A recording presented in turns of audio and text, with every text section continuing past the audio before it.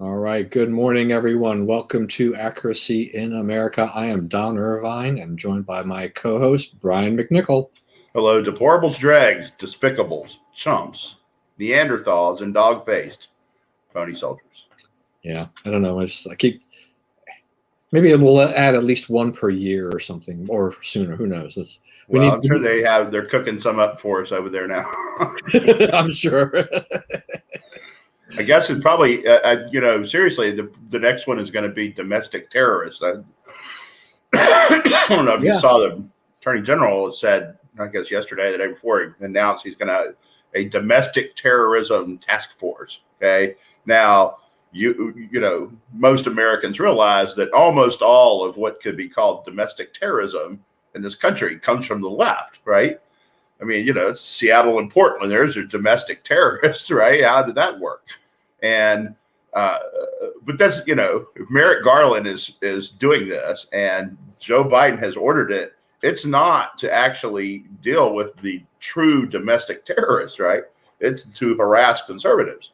And so between that and Nancy Pelosi's not, a 1-6 commission or whatever, they're getting the gears of law enforcement in place to start attacking conservatives with the law, to start, using the powers they have, the law enforcement powers they have, abusing them to attack conservatives. I mean, it's coming. They're signing up for it now. Yeah. Okay. So this was not on the list by any stretch of imagination, but you just brought up a really interesting subject here in the sense that, in terms of domestic terrorism too, it just seems that phrase is being used almost at the drop of a hat now. Yeah. Right. And to apply to, things that, you're talking about. I mean, the FBI says in the entire country, you take all the right-wing groups, the Oath Keepers and the Proud Boys and the Klan, and lump them all together, you're talking about 7,000 people, okay, out of 330 million. So, and most of those people, of course, they're not violent. They may talk a big game, but they have no intention of actually doing anything to anybody, right? But you have terrorists in the streets, actually terrorizing cities and organizing terror, and distributing agents of terror, such as the big piles of bricks that have mysteriously appear all over the place. That's not what we're looking for here. That's not going to be what the focus of this is. And so, this is using federal law enforcement to settle political scores, and it's coming. They're going to do it. Yeah.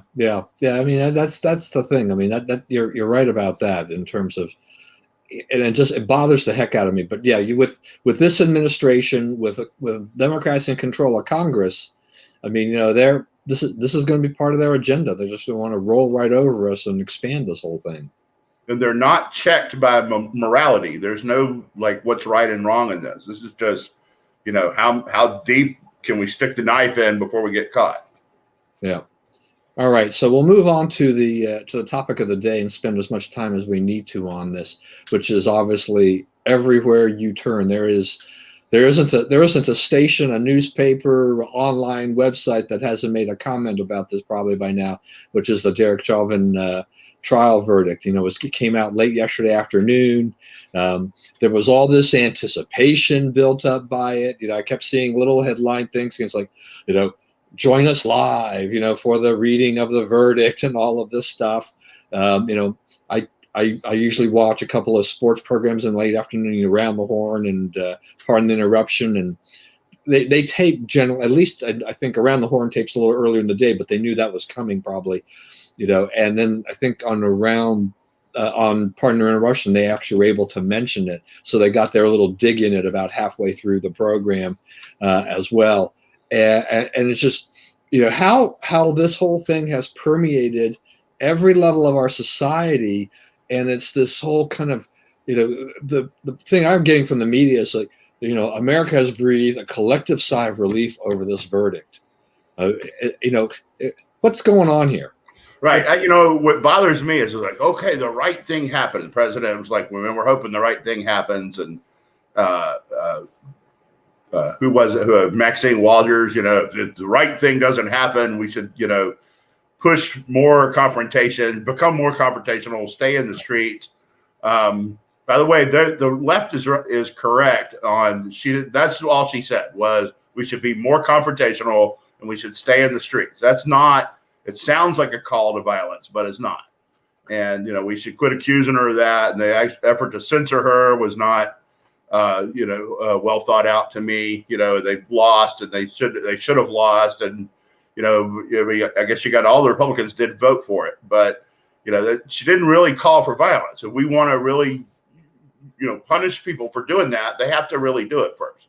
So, and yes, they have punished Republicans for doing less. Marjorie Taylor Greene was punished for far less. And right, it's not fair. You're not in control of Congress, and when you're not in control of Congress, they treat you unfairly. And there's it is ever thus, and it will be ever thus. So, I don't want to get hung up on that. But yeah, there's this thing that's like, okay, we need this to happen. Okay. As part of a national healing process.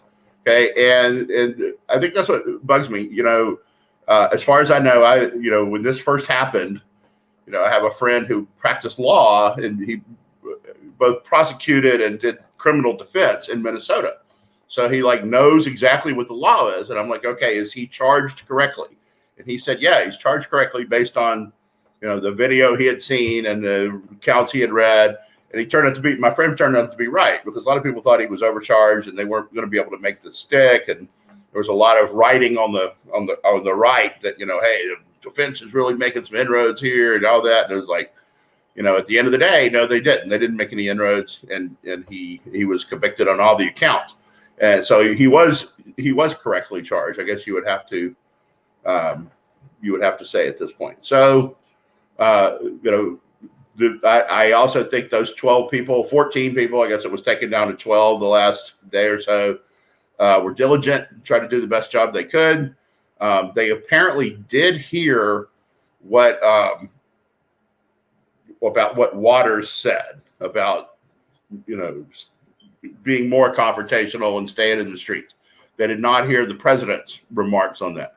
I think the president, he got a free swing here, and would be well advised to not even Donald Trump commented on ongoing trials. So, I think those jurors worked hard. They did what they had to do. Yeah, and obviously there are a lot of conservatives that are very upset about this. I mean, I was looking at the Wall Street Journal editorial this morning, commenting on it, which is, they were very restrained in how they framed that, but they did, kind of ding President Biden for his remarks, rightfully so. Also pointing out, even though that the remarks probably, did not get down to the jury, that there was a possibility that it could have been, right? I mean, the jury's not sequestered initially, and I mean, there's a lot of different things going on there. I mean, even Maxine Waters' situation. Yeah, look, the Republicans, they're acting a little bit like the liberals, in terms of kind of knee-jerk reaction. Somebody says something you don't like that, you think you can hold that out there and censure her. That wasn't going to fly. I don't think anyone with real common sense thought that was really going to fly. But I mean, I guess to a certain degree, McCarthy did his duty to some other fellow Republicans by making the attempt. He can always say, I did it, we failed. Whether or not that was the right thing to do or not, he'll have to. Yeah, I guess his reasoning was, you make some of those vulnerable Democrats, Spanberger and people like that, take a tough vote. But I mean, I'm just trying to see, September to November of 2022, how much explaining will be required to make Spanberger pay for that vote, right? I mean, if you're explaining, you're losing, right? So, I don't know about how effective that would be on the campaign trail anyway.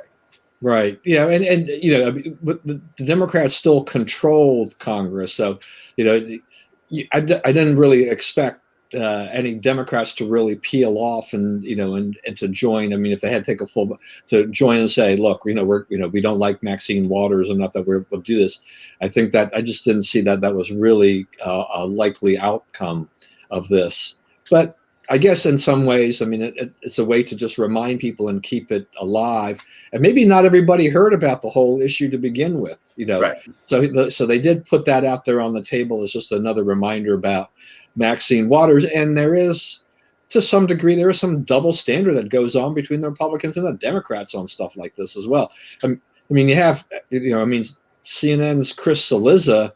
I mean, he took her to task a little bit on this. Now, he couched it also in the frame of, of the stuff the Republicans have done, and President Trump also going down that path of, Trump inciting violence without really, citing any evidence that he incited violence.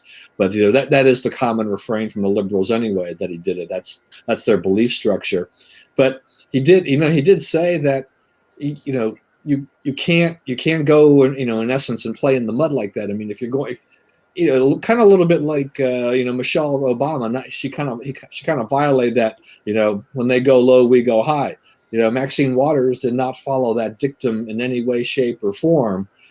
So she deserved the criticism that she received for all of that. Yeah, criticism, yes, it's fair to criticize her. And the judge said, mentioned her by name and saying, this could be appeals ground. The guy could end up getting off for this as a result of what she said. If they could prove, jury that the jury knew about it and it affected their votes, then he would get a new trial.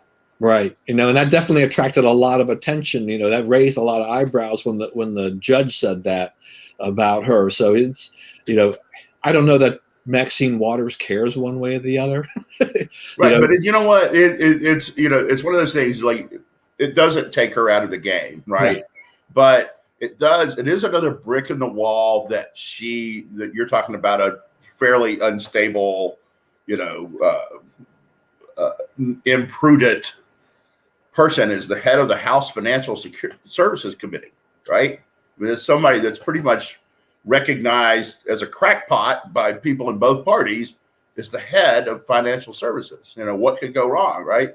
So I think the more of it, the more opportunities we have to show the world how crazy these people really are, even if there are no official sanctions or punishments. Like like you say, people may not be aware of it. Make sure people are aware of it.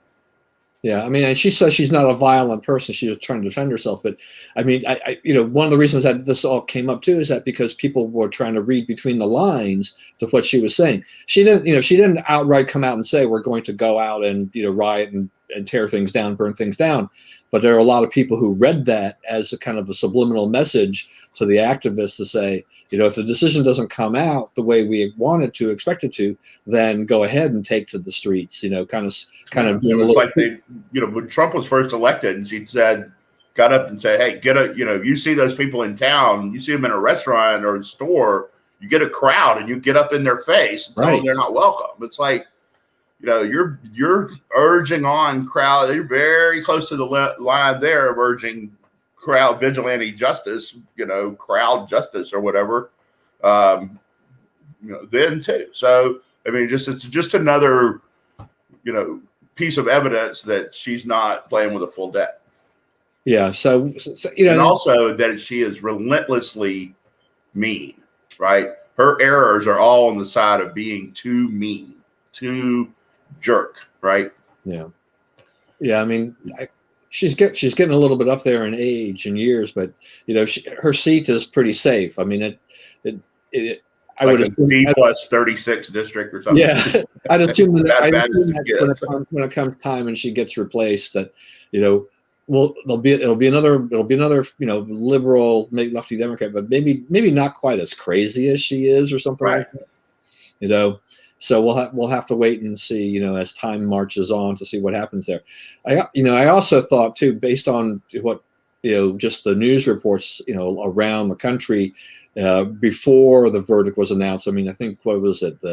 They were going to be they activated 250 National Guard troops for DC and stuff like that. Right. So they were planning and preparing for potential violence if the verdict did not go the way that people thought it should go, or at least that community thought it should go. And so luckily that happened. But I always kind of wonder too if that is an additional pressure, too, that if you don't convict Chauvin on these charges, then you've unleashed another calamity potentially. Everybody knows who they are. I mean, the Star Tribune put out a thing that day. It's like, this guy's 50 years old, lives in this town. He said this during the jury information. I mean, it's not going to be hard for people to figure out who exactly these people are, right? Minneapolis is not all that big a city. The city itself is only about 350,000 people. There's more people in D.C. than there is in Minneapolis, in D.C. proper than there is in Minneapolis. And, so it doesn't, most of these people are known to the community. Yeah. Yes. And the thing is, so, I mean, he'll get sentenced in about 8 weeks, sentencing guidelines. I think the most serious charge could be 45 years. There is an interesting thing, though, I saw on the news this morning, that under Minnesota law, that you basically serve 2/3 of your sentence in jail or in prison, and then the last third you serve under supervision.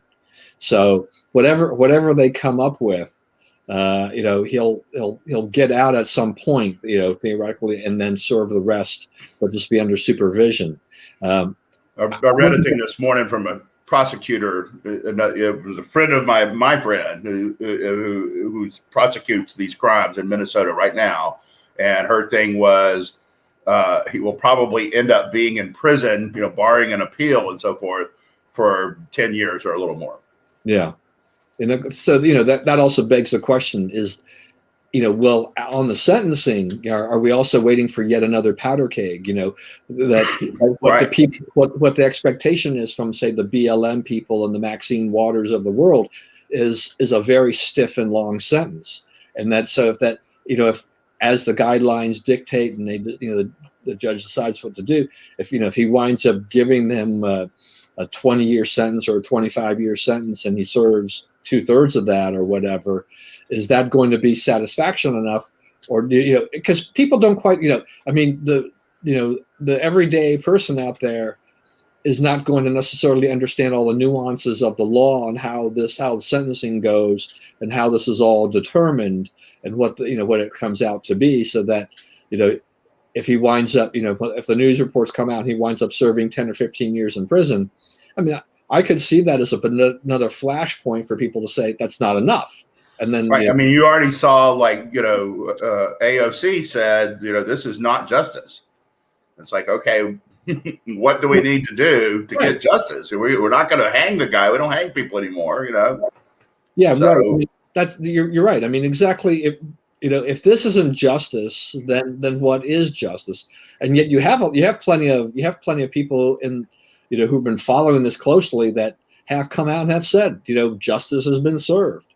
But you do have that AOC far left group, types, and it's just not enough for them. So then, what is that? What will be enough? Right, and they're the thing about it is like, A, they want to set this up, to do it all again over sentencing, and B, the left wants a powder keg. Right. They want people, like I saw this thing yesterday and they were interviewing people on the street in Minneapolis, and they're like, yeah, we need to burn the city down.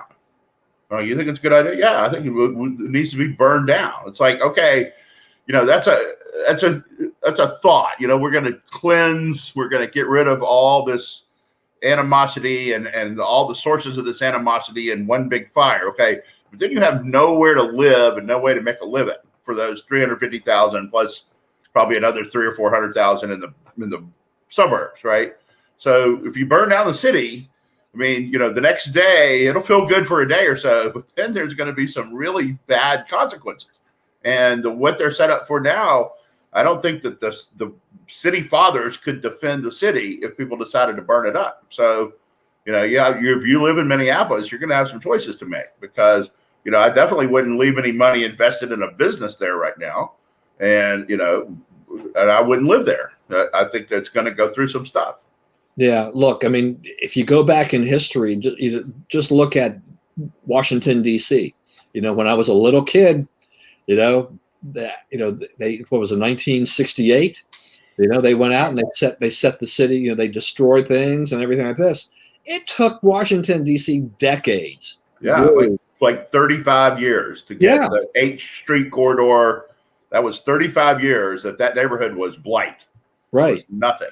Yeah, and I mean, it's basically the citizens there that did it to themselves. They did it to everybody else. They ruined that city in essence, and all the opportunities that could have been had during that time. They didn't. It was yeah, you're right. I mean, I'm just thinking like even when AIM located their office in 1983 at 13th and K, that was starting to push, as we were slowly getting pushed down that 8th Street corridor. But I would walk in that area. I'd walk in that 4 or 5 block area. I could go down to the 8th Street corridor area and things like that. And it was very slow in coming. I mean, we're talking, 1983, it was still a problem. There was still, it was a problem. When I worked at Heritage, 2001. Yeah. You can, there was a thing or two. By the time I'd left Heritage, it was starting to come back. So, like the mid 2000s. But I mean, that's 35 years. Yeah, no, I mean that's right. I mean, if you were on Capitol Hill, you were by Union Station, all those areas. I mean, you just had these pockets of places that just nobody was going to touch them. Right. It took time before developers are like, okay, well, we've run out of room here, so our choice is to push back into those areas. But even if you build it, it's not like that Field of Dreams. They will come. It still is going to take a while to convince people that it was safe and everything else like that. There was still fear that had lingered for a long, long period of time. So yeah, anybody thinking about that, just needs to really think hard about what this does. And we've already seen the bits and the pieces out in Portland and Seattle. They go in this direction. You take away a lot. You take away jobs and opportunities, and the cost to rebuild, can be staggering. And what is necessary to make these places appear safe, where people will want to go back and invest in them again? Good active police, right. Enforcement of all of the criminal code, right? It's like, broken window theory comes back into place, right? We start, cracking down on minor crime, getting rid of just ignoring the law to the detriment of the community, then, this looks safe enough to do again, to invest in again, right? And give people jobs and so forth. Okay, that's, what they're talking about now is, hey, that's not what we want from law enforcement, right? We want you to clean up the mess, basically, when we're through doing whatever the heck we want in the street. Yeah, I mean, didn't Kamala Harris kind of refer to that in her comments or something?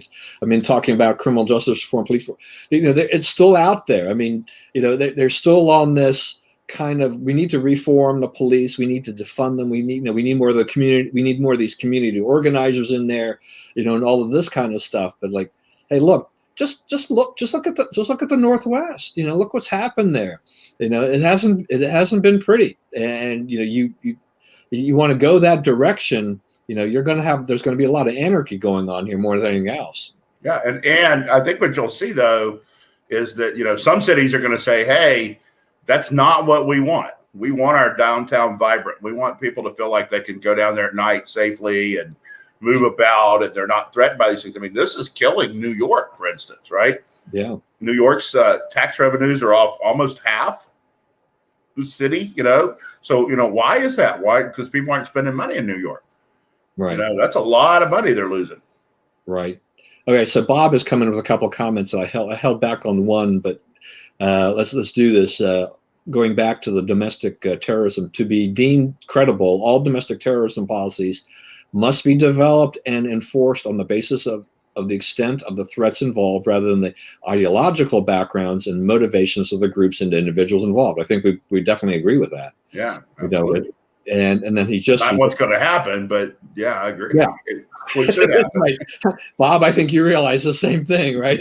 We're all on the same page. And then he just typed in another comment here. 1990s, a risky time indeed for mug and pitcher experiment driven wrong turns in the Capitol area. We soldiered on though. Someone had to do it. Look, I'll tell you something. This just kind of reminds me though of how DC has evolved. Bob says no chance it happens. I'm trying to remember what year it was, but I was still relatively young, and AIM had an event, I think, at the old, I think it was at the old Key Bridge or Twin Bridges Marriott, the one that was up by the airport, by Reagan Airport. I think so. I think that one was probably City. Well, there was I think there's Twin Bridges Marriott, which is long gone. They tore that down a number of years ago. Yeah, but that was down by Key Bridge, right? There's like two. There was a Key Bridge Marriott and there was like a Twin Bridges Marriott. Oh yeah. Okay. Okay. So I think this was an old Twin Bridges. Anyway, we held like an AIM dinner or something or other there, and I was driving alone, so I'm driving on 14th Street, right?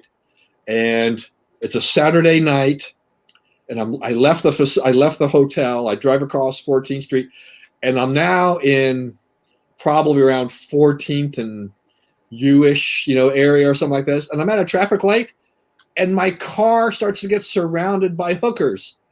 Oh. And I'm like, I got home Tuesday. No. I'm like a 20-something, and I'm like, what the heck is going on here? I'm like, I can remember that, like up Georgia Avenue, light green, Yeah. Because I'm like, I had no idea. I had never seen this before. I mean, this thing happened. I'm like, oh my gosh! It's like, why would I want to be in? For me, why would I want to be in DC with all of this kind of thing like that? I mean, even those people got pushed to other places. Right. That's right. And stuff like that. Even when we were, as a matter of fact, even when we were at that 13th and K office, I was with my father, and we had been at like I think it was a CSIS or something like that, some activity over at the Mayflower or whatever. But I think we had driven separately, but we parked one of the cars at the office. So that meant going back to the office, and we're driving down L Street. And we're stopped, and at that intersection is also a fire station and everything like that. There was the uniform division of the Secret Service was also had an HQ over there. But once again, it was one of those weekend nights, and we were stopped at the light. I'm never usually down there on a weekend night, in DC. And so this is the mid 80s, and there were hookers there, and then I'm thinking like, what the heck? He's like, I thought I left the hookers behind in DC when we moved the AIM office from 777 14th Street, that type of a thing like that, because the next block was definitely a red light district type of a thing. But I was kind of, even in the mid 80s, I was like, whoa. That was late 80s. I was at an event at Capitol Hilton. Right. I mean, a block and a half from the White House. Just inundated with hookers the minute you walked outside. Yeah. No, I mean, it's just, I'm still, I just grew up in this life. I was like, this is not something I expected to see. Right. And but what happened in DC there, right? So, DC, other than the tourist, sector and Georgetown, there was no, people stopped going to DC, right? I mean, they'd go look at the monuments, and then the word on the, throughout the rest of the country was, it's not safe, go stick by those government buildings where all the cops are, and then leave immediately, stay in the suburbs, I mean, and now, there's a big presence downtown again. And the reason is the hookers and the other street people were moved away, where laws were enforced that were already on the books, and, they cleaned up the streets. Okay. So at some point, DC decided that, it was costing them a ton of money to allow all this law breaking. So they took advantage, they took it down and changed it. So, I think you'll see some cities follow that path. They're going to say, okay, everybody's had their protest. And it's like, we got to rebuild here. We got to make something of this. And to do that, you can't be a free swing every night to go burn down buildings. Right. I mean, you need to project that the areas are safe. I mean, DC, just like a lot of places, they want not just the office workers during the day, but they want the nightlife of the bars and all those kinds of things. And right around that area, that 14th, 13th and K area, we bounded Franklin Square. But the basic word was for that little park is that do not even go near there at night. It was, and that, that's something that DC had to still, even when we left in 1993, we moved up to Connecticut Avenue. That was still an issue, right? I mean, it was still that little park was still an issue that, after 5 o'clock, 6 o'clock, you didn't want to touch that area. That's right. It was just unsafe to stay away, walk all the way around it or whatever. All right. Interesting experiences. Didn't mean to go down that rabbit hole, but just had to say something, I think, on that. Former President Bush, please, I want you to give me some insight in terms of his comments about where the Republican Party is today. He used words like isolationist, nativist, I think protectionist. What's with W? Well, so we're not running it like he ran it anymore. That's for sure, right? I think I wrote some stuff about this, and I thought about, it might not have been totally correct in the tone I took. When he became president, we even before 9/11, right? The Cold War was not really over, right? The Soviet Union was, but I mean, we were in this geopolitical struggle with Russia and China, as we are now, right? And his thing was to, the strategy that landed us in Vietnam was wherever they try to advance communism, we go there and oppose them, right? We bleed them every single time. And so now, the American people sort of moved away from that, and they started to see that, all these conflicts that don't seem to involve us don't need to involve us, right? So now, what we're going through now is, the President Biden announced that we're going to withdraw from Afghanistan by September 11th. We talked about, I guess this is just before we talked last week. Right. President Trump come out and praised that, right? He's like, yeah, that was a good idea, because President Trump was talking about doing it too. And, because we are now looking at this, and it's like, what we are getting out of these foreign entanglements is we're embittering people against us, right? The main crop we're harvesting here is enemies. And so, what really, I mean, in the big picture, whether the Northern Alliance or the Dalis or whoever control Afghanistan, why do Americans care? Why, as long as they don't, monitor, they're not launching terror attacks and allow terror outfits to train there like they did before 9/11, then, I don't really care who runs Afghanistan. I don't think most Americans do. So, Trump was talking about getting out of there, and now Biden is going to actually do it. So, and the thing is, they're going against the generals. Well, yeah, the generals, in this formulation sort of represent the defense industry, right? No war. There's no need for generals, we're not going to fire them, but I mean, their jobs are different, right? They're not as vital as they would be, and you're not buying anything. So a lot of a general's life is, buying things for the troops, right? Working on the procurement side to make sure they have what they need and so forth. So like all of that is hurt when we opt for peace. And so, I think that, what he's saying is, yeah, it is a lot more nativist now. It is a lot more, America first and avoid foreign entanglements and so forth. And I think it's part of that is a reaction to things that happened to us during his presidency, right? They were meddling all over the world. The Reagan administration, the worst moments of the Reagan administration had to do with meddling all over the world, right? So now, Trump is a Republican, and he's like, we're America first. If things are out there that in the service of the America first ideal that we need to do, we'll do them, right? He was prepared to help Ukraine if Russia tried to incur on its borders anymore. He wasn't going to fix the Crimea problem, but he was prepared if Russia attacked Ukraine, the mainland, so to speak, of Ukraine, to take action. Okay, now we're not as clear on that idea, and the Russians are getting frisky. They've amassed something like 70,000 troops on the Ukrainian border. They say it's just exercises, and maybe it is, but it's like when the lion and the lamb lie down, the lion don't get much. I mean, the lamb doesn't get much sleep.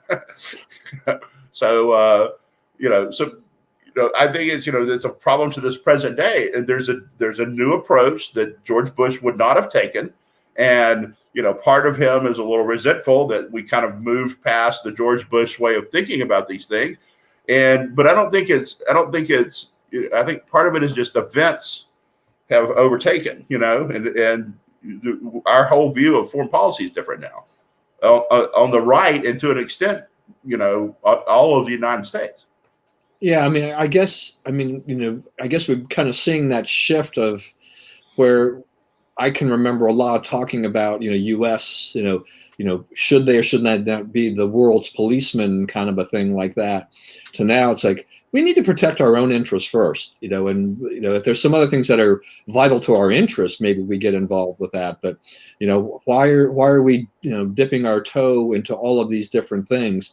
I can kind of see that, and yeah, the Bush doctrine is more of this kind of this bigger global type of look at things like this, which he got a lot of criticism from a lot of people too, who didn't like that. But yeah, you see if you're a Bush, and you definitely see that the policies that you had are now no longer kind of the mainstay policy of the Republican Party. I guess you want to pipe up and say, hey, what's happened to my party? Right, but it's moved on from you. It's the decisions are getting made on a different basis now. Yeah, how much has Trump really just reshaped the party for the future? Will the party ever be anything like what it was pre-Trump? It's hard for me to envision that. Yeah, and you look at who's dragging their heels on this, right? It's guys who've been here a long time. Lindsey Graham had some stuff. I guess Grassley was a little upset with him, and their argument is basically we spent a lot of blood and treasure in Afghanistan to just walk away. But the answer is only spending more blood and treasure, right? You're not going to control Afghanistan. You're not going to get the outcome you want. They've been impervious to outside meddling for centuries, and I'm satisfied after 20 years that we're not gonna thwart history. We're going to be, we're into the same category as everyone else. All right, so I want to bring up the issue of reparations, because the Democrats, at least some Democrats, are trying to make, they're actually having a little more success in Congress of actually trying to make this something that could possibly happen. Though I think, the larger thing is that it will never get a full vote approval, and it definitely wouldn't make it through the Senate. And I don't think it's a popular thing to talk about for the left side of things, is we have to go and do this, with all this racism and all these types of things that keep popping up that talk about we have systemic racism, we still have to fight this.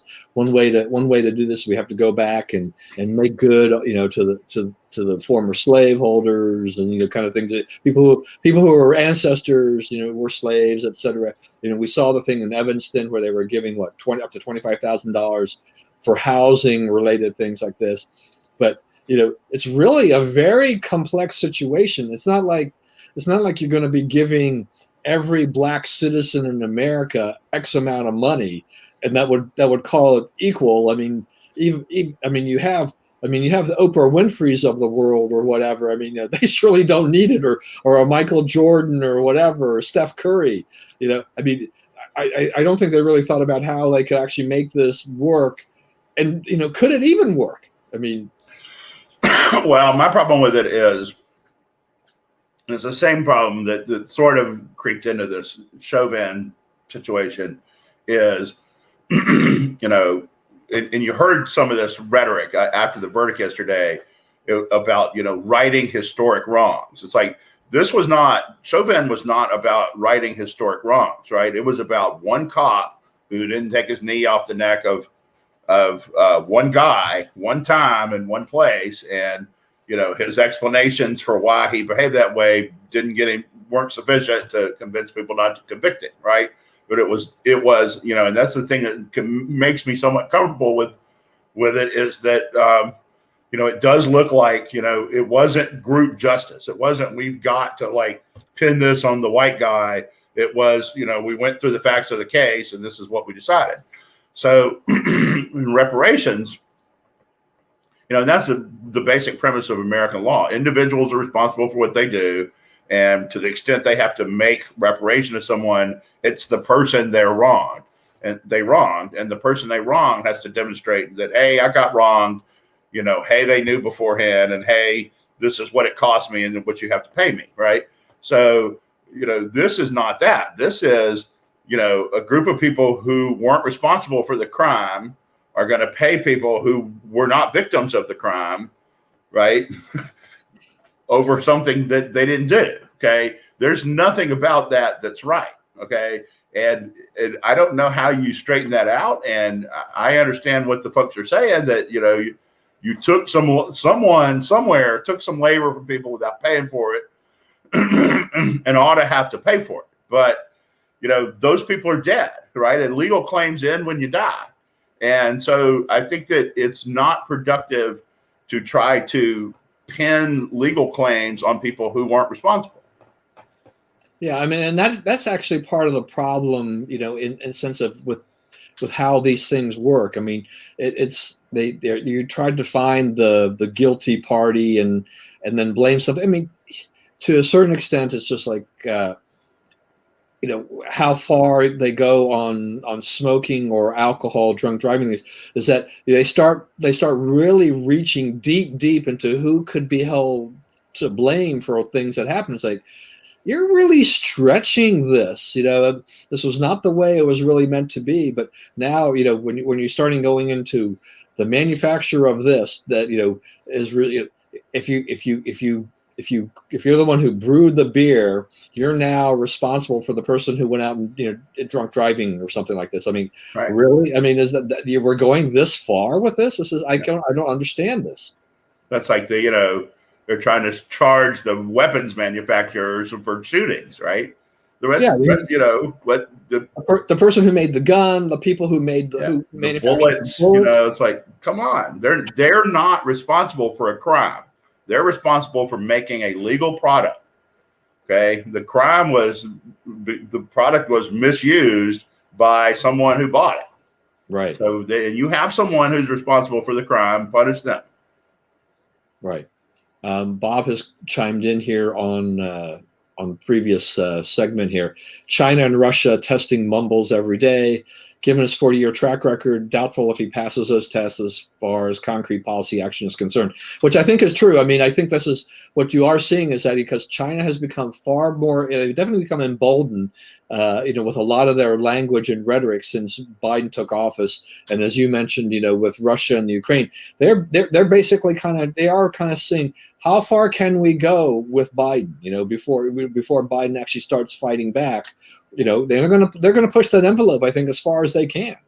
Yeah, and they're seeing openings, and they're trying to provoke reactions, and they're creating a lot of confusion because the Biden team, a lot of them are new and they don't really know what to do. They're sort of beleaguered, and you can kind of see the panic in their eyes. And we've got what is it? Alexei Navalny is on a hunger strike, and reports about his deteriorating condition. And I think this is I'm not sure that the administration knows how to handle this type of thing like that. Put on some sanctions to Russia or whatever. I mean, now we're into that whole thing of where Russia is expelling people, and we're going to spend a lot of time doing the tit for tat, expelling our diplomats and whatnot. Is that where we want to go? Is that a good look for Biden? Right. And Trump had them where they weren't a daily annoyance. Right. Right. I mean, you just didn't really hear a lot about, right? Oh, he was in their bed or whatever, It's like he wasn't giving them anything. He was, in fact, giving, he created energy independence for us, which, collapsed the energy market, which really hurt Russia, because Russia's main source of currency is energy. And so we were fighting them over the pipelines, in Europe, and the natural gas pipelines. And we were, sending liquefied natural gas over, developing it here, selling it in Europe. And, can't take that, because these guys they're all anti-energy, and they don't understand, the role energy plays in geopolitics. And they say, oh, it's global warming. All right. So the Republicans are now apparently putting together a counter proposal to this big infrastructure bill that Biden has unveiled and everything like that. And the infrastructure, the Biden bill really just seems to be really struggling with even the Democrats. Republicans, I mean, did the Republicans stand a better chance with theirs? I mean, theirs is definitely going to be a slimmed down type of thing, or are we going to get to this kind of somewhere in the middle type of a deal in the end, or anything? My guess is it ends up being nothing. It's going to take so long to do that you'll have a new Congress before they can actually wrap it up at this point, because it's they're already. I mean, you don't think about times passing, but I mean, you have 2 years and half of the first year is basically gone, right? So, or almost half. And so, especially in terms of legislatively, because it really doesn't end November 4th, it ends in September and everybody goes out and does their thing. And this stuff takes a long time to put together. And the priorities, the problem is, you have a progressive wing of the party that has one set of priorities, and the less progressive wing of the party that has accepted some of those priorities, but now they're finding that they're not popular, right? Republicans scored a major win when they pointed out 7% of this actually goes to what you think of as infrastructure, which the Democrats responded to by saying child care aid is infrastructure, and health care is infrastructure, and anti-racism is infrastructure. And American people are looking at that and they're like, no, it's not. Roads and bridges and tunnels and waterways and that kind of stuff are infrastructure. This is not that. So I think that if you get anything, I think there is support for infrastructure legislation, but it has to be infrastructure defined as priorities that are popular in both Republican and Democrat districts. Roads and bridges, and rivers. I mean, you have a thing now where you have some of our ports need to be dredged because the ships are bigger and the ports aren't deep enough. That's an environmental fight because it puts silt in the water and changes the mix of what lives in the river, right? So you have there's a big fight over that. I think those are the kind of things that are going to get hashed out, and I think that's what takes so long to do that I don't know that this Congress is going to accomplish it.